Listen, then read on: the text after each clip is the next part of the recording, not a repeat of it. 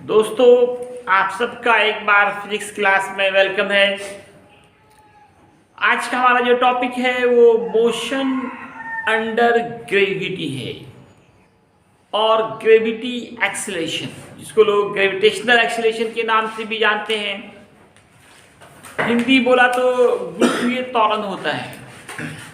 इसलिए कि मेरे हाथ में ये चौक है, इसको अगर हम ये छोड़ दें ये किधर जाएगा? नीचे जाएगा। इस ऑब्जेक्ट को छोड़ दिया जाए, किसी भी ऑब्जेक्ट को पकड़े हुए इसको छोड़ दें तो वो किधर जाती है? नीचे। तो ये नीचे कितने एक्सेलरेशन से जाएगी? सवाल ये है, इसका एक्सेलरेशन कितना होगा और ये नीचे क्यों जाती है? इसके नीचे जाने का कारण क्या है दोस्तों? इसके नीचे जाने का कारण है ग्रेविटी फोर्स।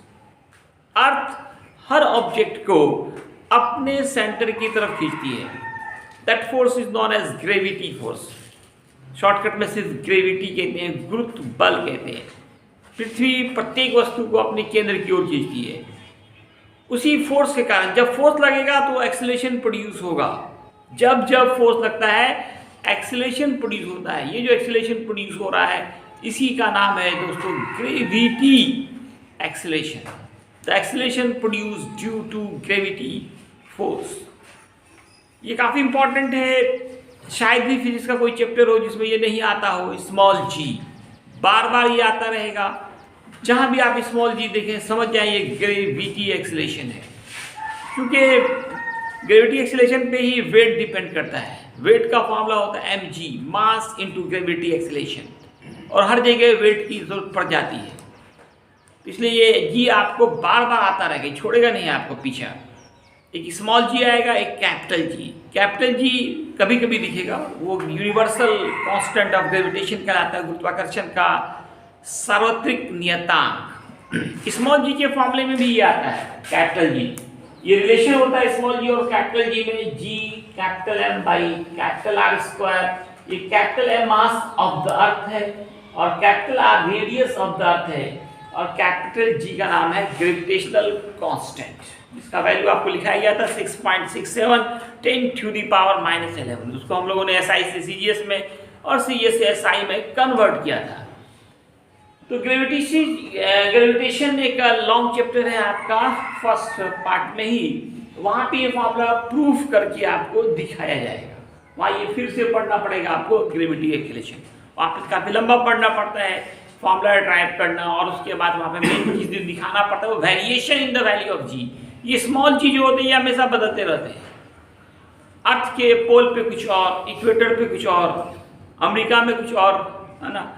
मतलब ये पोजीशन चेंज होने पे स्मॉल जी का मान बदलता रहता है, जबकि कैपिटल जी नेवर चेंज। उसका नाम है यूनिवर्सल कांस्टेंट। स्मॉल जी चेंज करते रहते हैं। ये जो हम लोग बोलते हैं 9.8 मीटर पर सेकेंड स्क्वायर, ये एक्चुअल में अर्थ सरफेस के पोल पे ये वैल्यू होता है। तो लगभग बाकी जगह कुछ ना कुछ थोड़ा बहुत घट जाता है। ये मैक्सिमम वैल्यू होता है 9.8 मीटर पर सेकेंड स्क्वायर, और बाकी जगह इसके मान में कुछ थोड़ा थोड़ा क्या होता है, घटता चला जाता है। इक्वेटर लाइन पे ये सबसे कम हो जाता है, और अर्थ के तो सेंटर पे अगर चले जाएं तो वहाँ पे ये जीरो हो जाता है। स्मॉल जी का जो वैल्यू है अर्थ के सेंटर पे वो क्या होता है? जीरो। कैसे होता है? तो ये सारी बातें हम लोग फिर से पढ़ेंगे ग्रेविटेशन चैप्टर में। यहाँ पे एक्चुअल में ये चैप्टर का नाम है मोशन इन वन डायमेंशन। अगर मैं इसको सीधा छोड़ दूँ, इस पर कोई फोर्स ना लगे, तो बिल्कुल ये स्ट्रेट लाइन में नीचे जाएगा। स्ट्रेट लाइन में बिल्कुल क्या गया? नीचे। तो इसको क्या कहेंगे? Motion in one dimension. तो इसी में आपका होता है मोशन अंडर ग्रेविटी। ये नीचे क्यों गया? तो ड्यू टू ग्रेविटी फोर्स गया। इसको कहेंगे मोशन अंडर ग्रेविटी। इसमें दो तरह का मोशन हो सकता है, एक अप टू डाउन, दूसरा डाउन टू अप। एक नीचे से ऊपर, आप इसको उठा रहे हैं ना, या फिर नीचे से ऐसे फेंक दे ऊपर की तरफ। एक तो ऊपर से गिरा दिया नीचे चला गया, या नीचे से फेंक दिया तो किधर चला गया? ऊपर चला गया। तो दो तरह का इसमें मोशन होगा। ये जो जी का मान मून सरफेस में, चांद पे का मान 1/6 ऑफ द अर्थ सरफेस में आता है।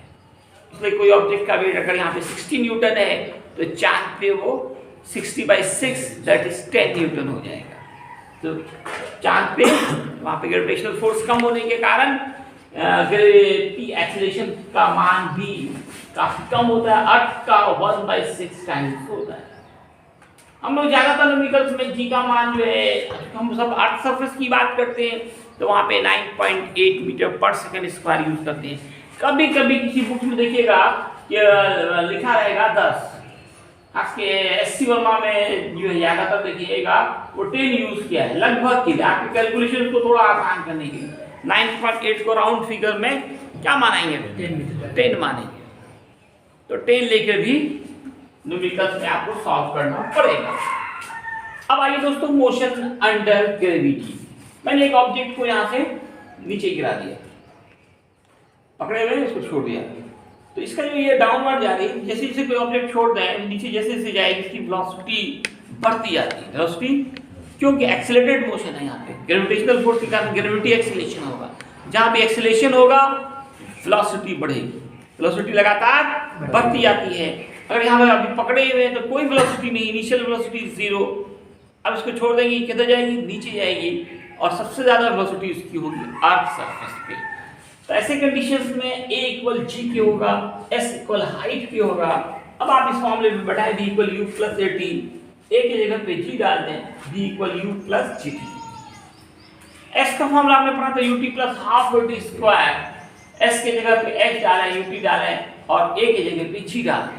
एक फिर नया फॉर्मूला बन गया v square equal you square plus 2s। A की जगह पे क्या डालें आप? G, और S की जगह पे H। अपने आप देखिए नए नए फॉर्मूले बनते जा रहे हैं। फिर A का ये फॉर्मूला पढ़ा था v minus you by T, A की जगह पे G डालें और यहाँ v minus you by T करें, इससे आप t निकालें।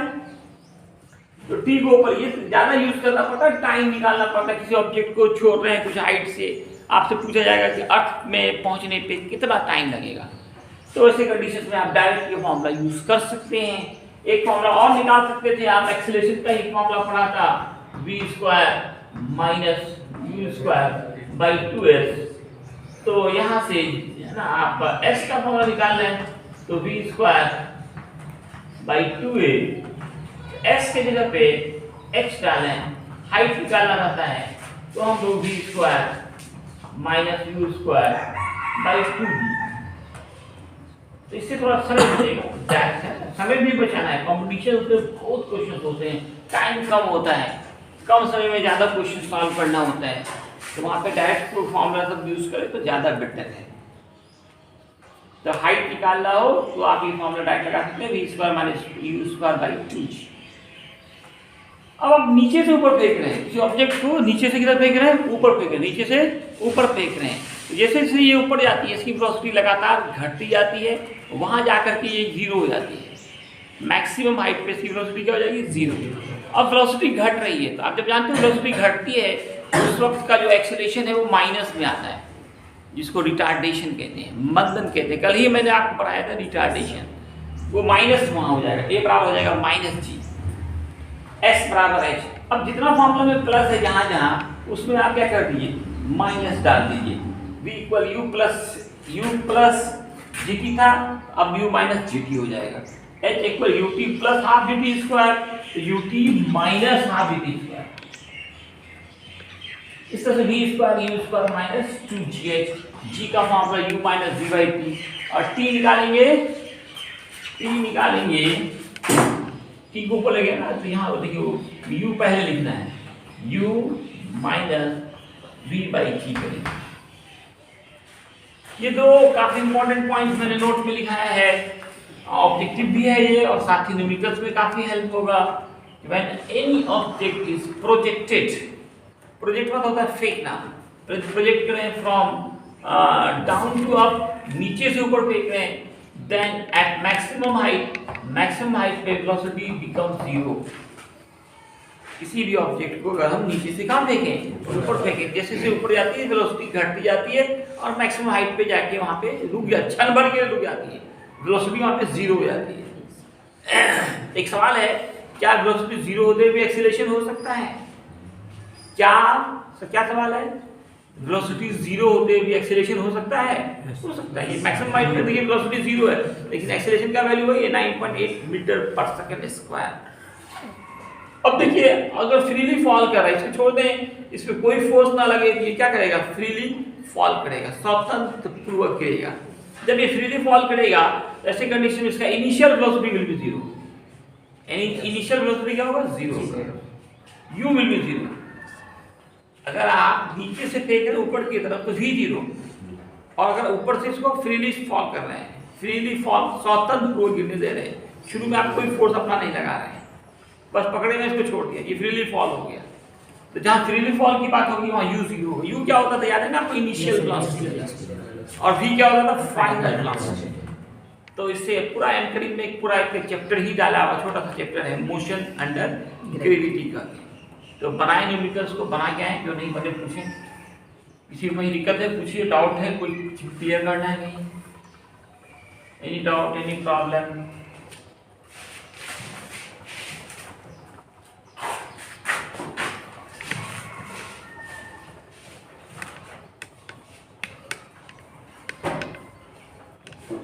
किसी को कुछ दिक्कत है कहीं पे? ये कैपिटल जी क्या हुआ है, ग्रेविटेशनल कांस्टेंट का वैल्यू याद है ना, 6.67 10 टू द पावर -11। यूनिट क्या दिया था, metre square KG inverse. Capital M क्या है, अर्थ का mass, mass of earth, mass of the earth. और कैपिटल आर क्या है दोस्तों, रेडियस ऑफ द अर्थ।